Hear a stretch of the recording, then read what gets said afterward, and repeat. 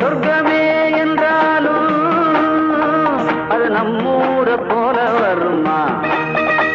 அட என் நாடு என்றாலும் அது நம் நாட்டு கீழாகுமா? பல தேசம் முழுதும் பேசும் மொழிகள் தமிழ் போல் இனித்திடுமா? சொர்க்கமே என்றாலும் அது நம்மூர போல